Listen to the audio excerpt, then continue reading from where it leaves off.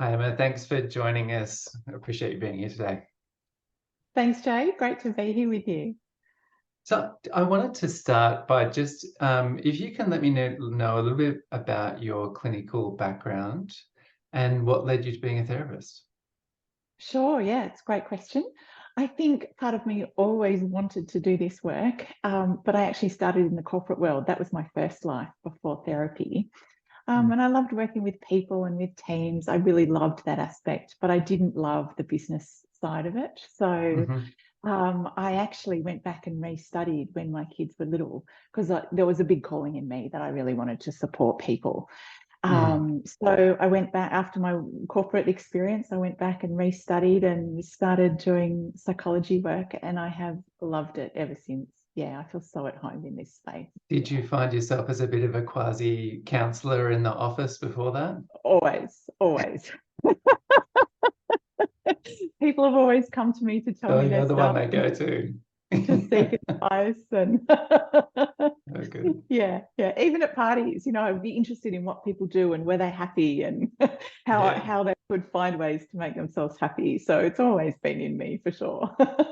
I think you kind of know that you might be a therapist when there's a disproportionate number of times that you find people are confessing to you, sometimes at a party or in the office.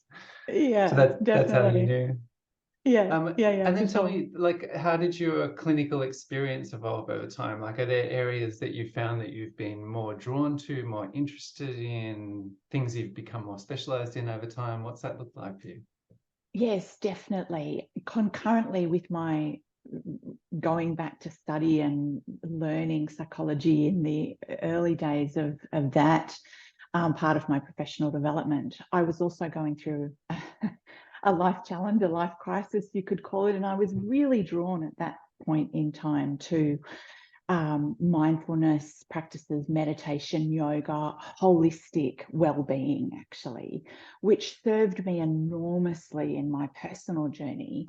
Mm. And because I found that so personally transformational, and because of the amazing research behind it all and how beneficial it can be, Mm. I started introducing it into my clinical practice. I started bringing meditation and mindfulness in and other holistic wellbeing practices, and my clients really loved it and they really benefited from it.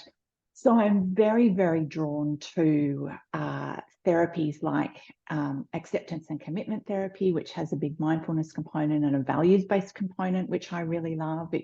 It's all about emotional regulation and finding a sense of stability in yourself, but also who do I want to be? How do I want to show up in my life? What lights me up? What is my heart calling me towards? So I guess it's Mm. very coachy in that from that perspective.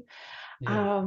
So I'm drawn to those sort of therapeutic approaches and also somatic approaches, very much the work of Bessel van der Kolk, who wrote the book. Mm. I don't know if you've heard of him, The Body Yep. Keeps the Score. Peter Levine, Pat Ogden, all of the big practitioners in the States who work with the The whole body. body system, Yeah. not just cognitive therapy, Mm. which fits beautifully with, I guess, my mindfulness approach, that it's Yeah. mindful awareness of what's happening in the body and working with the nervous system. I'm really drawn to polyvagal theory and Stephen Mm. Porges' work, Paul Gilbert and compassion focused therapy and his theories and models of affect regulation. I love working with emotions, I think. Yeah, I think, like, what I'm picking up from the way that you work is, well, I'm sure there's a space for your thinking and that there's a lot more depth around the way that you consider that. And it might help for some of the people that would be watching this video to just kind of touch a bit on somatic therapy. It's a therapy that maybe not everybody has heard on. Do you want to just say a little bit about what that actually looks like if you're doing somatic type work? Sure, yeah. And there's different approaches to somatic therapies, but really it's an understanding that our emotions are held in the body. Our stress and trauma, if we have it, is held in the body. And sometimes the cognitive mind doesn't have access to that. Sometimes it Mm. happened before we had memories or we've blocked it out for whatever reason, but the body knows. Mm. And so to work with the whole body, to work with emotions, to work with physiology, what I mean by that is are we tired? Are we restless? Are we agitated? Are we tense? You know, Yeah. a lot of, for most of us, especially in the Western world, we live from the neck up. You know, we live here. Yeah. We're on screens. We're on screens, and I we're don't know all what you're about talking things. about. I never live in my head. I'm always fully embodied in my emotions. We're all about thinking, which I Yeah. used to be too, absolutely, before I discovered meditation and mindfulness. But there's Mm. this whole world that happens from the neck down. Mm. And yeah, and keep going. bringing awareness to that, and how Mm. we can tune into that, and what the wisdom of our emotions are telling us and indicating to us. You know, there's no bad or wrong emotion. It's there for a reason. Every single emotion has a purpose. And if we Mm. can understand that, if we can attune to that, and if we can learn to meet the needs of that, that Mm. can transform our whole being, our whole way that we live our life. Yeah, look, one of the, as you're talking, I was just remembering about that somatic approach. And one of the things that I really like about it is I think that it can help clients who might have spent a lot of time thinking or talking about that problem with friends or family or themselves in their own head, or even sometimes other therapists. But it's not until you get out of the thinking and into the emotions and into the body that you sometimes get the real change happening or the real insight. Otherwise, it can be looping, talking about the same things. But somatic therapies are particularly good at changing that up. Yeah. Yeah, for sure. That's what I've found in my personal experience, and with working with my clients, definitely. Mm. Yeah. Otherwise, you're just spinning in your head. You're just spinning in the story all the time. Yeah. Yeah, no, Yeah. not changing. Mm. Yeah. Mm. So maybe tell me a bit more about, like, in if somebody was to come and see you and work with Mm-hmm. you as a client, Mm-hmm. let's say I was in the room, but like, what would I see? How do you work? How do you approach things? Tell me, maybe take me through how your initial assessment works. How do you make your decisions? What's it like? Sure. Yeah. Yeah. So I used to, back in my training, I used to, first session, have to learn every single thing about the client, every single every single moment of history. And Yeah. I've None of learned that. that I've actually learned that sometimes that's less helpful, because then they become potentially triggered in session, and you send them off into the Yeah. world. Suddenly all this stuff is back in their head. So I start much, much more slowly and gently. And I guess I start a little bit with a coaching approach. What is it that you most want support with? What is it that you're most struggling with, or you most want to work on? And I start there, and it expands from there. And if people want to delve Mm. into stuff, they can. But really, it's about establishing a place of safety Mm-hmm. and support and rapport. I really want my clients to feel safe with me. And sometimes that has to be a slow, gentle, I have a very Mm. warm, compassionate, gentle approach. So it's a gentle evolving. Mm. And I work a lot with teaching skills, actually really super simple skills to manage emotions, to manage stress, to manage anxiety, to manage mood. What are some Mm. simple breathing strategies that I can use, or other simple techniques? So I keep it really simple, really practical, and start there, so Mm-hmm. that their baseline level of stress and anxiety comes down, their baseline level of resilience and calm starts to come up. Mm-hmm. And then we can work from there on whatever it is that they want to work on. Yeah, it's a range of different things for different clients, depending on what's going on in their lives. Yeah. Yeah, I think it's hard to kind of summarize past that, but I like that it's kind of starting with the practical.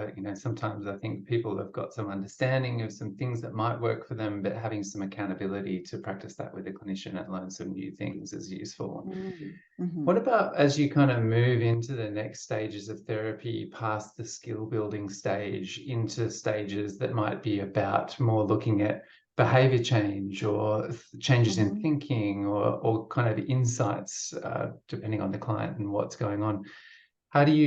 What does that look like as therapy starts to progress further and further?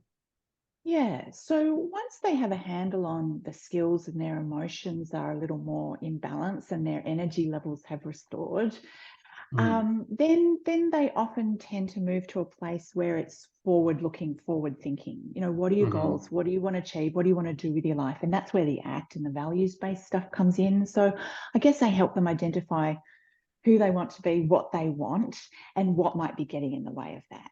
And Yeah. often it's self-critical or limiting beliefs or self-doubts or fears. We all have those. It comes with being human.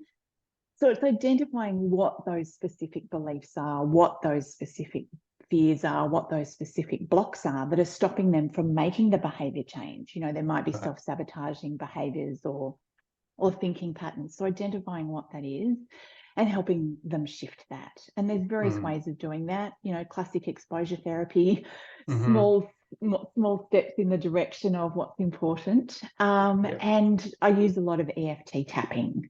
I found that to be a really simple, effective, but super powerful tool to shift limiting beliefs. Yeah, to start to change the stories that we tell ourselves and the self-sabotaging patterns that are in there. So as that shifts, people then start to get a forward momentum.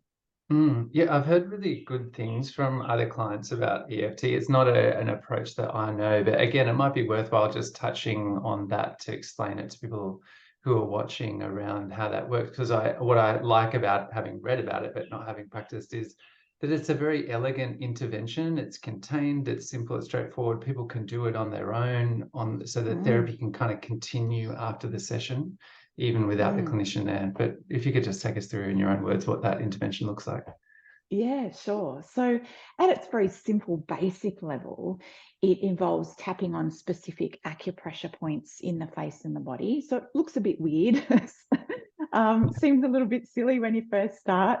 But once you've done it and once you've experienced the power of it, the research has shown that when they measure cortisol levels before and after tapping, even just a few minutes of tapping, cortisol is one of our stress hormones that shows up when we're feeling stressed or anxious or angry or any of those fight flight emotions.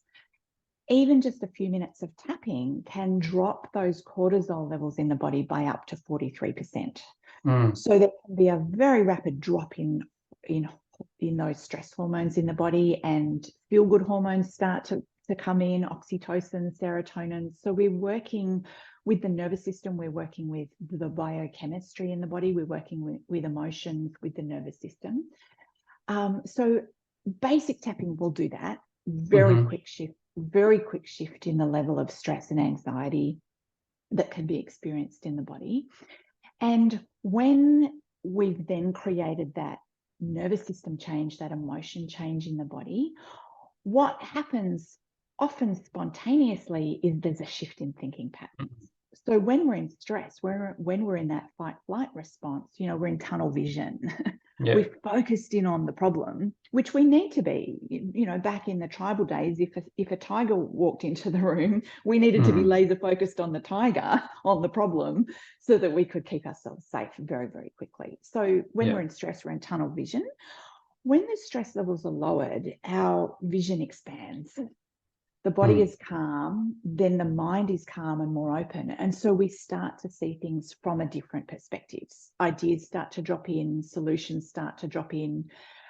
The compassion voice, the wise mind, we start to have access to that again. So often I'm still surprised, even though I shouldn't be. I'm still surprised that just by dropping the stress levels, that spontaneously the mind will start to come up with different ways of thinking about the problem, different ways of thinking about themselves, new solutions come in. And the research shows that the changes are long lasting. That once you've made that shift, you've made that shift. It's really amazing. Yeah. Yeah, I have seen some really promising evidence for it. And it's similar to what you've been saying from other people. I've also heard that it's helped them in a way where they might have tried something like CBT before, or had some way of positive self-talk, but sometimes it can feel a bit grating, because the way that I had heard it explained is like, they're trying to pull themselves through the moment, just tell themselves to kind of get on with it, or tell themselves the things they heard from the therapist to think positively. But it might miss sometimes that there's a first step about relaxing that fight-flight mechanism, so that then you're more open to something that's intuitive and coming from within, rather than the kind of sense of needing to just talk yourself through and think positively and just get on.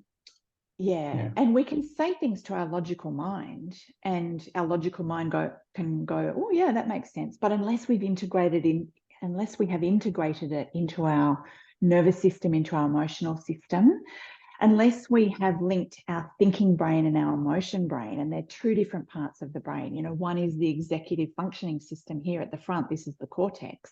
And then the amygdala is the emotion brain. Unless we've linked those two, then they're not connected. And when we start to get stressed and really anxious or really angry or whatever it is, our emotion brain will take over every time, regardless of what the thinking brain thinks. It shuts down, it switches off, it goes to the background when the emotions get stronger. So one of the beautiful things about mindfulness, meditation, somatic, holistic practices, and, you know, sometimes it's called energy psychology practices like tapping and so forth, we're working with all those different aspects of being. And so the change happens at all levels, which is why it's longer lasting than just talking to the mind. Yeah, and I suppose like that's led me into just one final question, which is about just being curious about authors or podcasts or movies or anything that's kind of really influenced your work lately. It sounds like EFT's influenced you. So we've talked about somatic therapies. Anything more recent for you to just give people a bit of a picture about, what influences you and your thinking and your decisions? So I like to absorb the masters. People for me who embody a sense of peace and joy and well-being and meaning and purpose in their life. So I love Eckhart Tolle. He's a Zen master, and he talks about transcending our unhelpful thoughts, transcending our suffering, and how to find joy and peace. So I love his work, and he's written some really well-known books, The Power of Now and New Earth. They were absolutely a catalyst in my internal change. I used to be same for me. Yeah, really? Yeah. I used to be a very, very anxious person. And reading his stuff and a lot of the personal development stuff that I've done along the way has really helped transform that for me. So I love him. I am really drawn to the Dalai Lama. I love I guess he embodies some of my most dearly held values of compassion and kindness and love and not wanting to do harm and just wanting to show up as a good human. I love his sense of humor. And humor. He has a beautiful sense of humor. So I love him and everything that he represents. Buddhist psychology has been really interesting to me, more as a psychology than as a religion, because a lot of the Buddhist psychology is very similar to Eckhart Tolle and his teachings and the teachings of the Zen masters around understanding the root causes of suffering, and it's all in here. And if we can understand how to shift that, we can look at ourselves and we can look at the world differently. So I guess through my own path of suffering, I was fascinated with what causes suffering and how do you get out of that. What better place to go than 1,000 years worth of experience with the Buddhists? So I like to absorb their energy, their teachings, because they live it, they breathe it.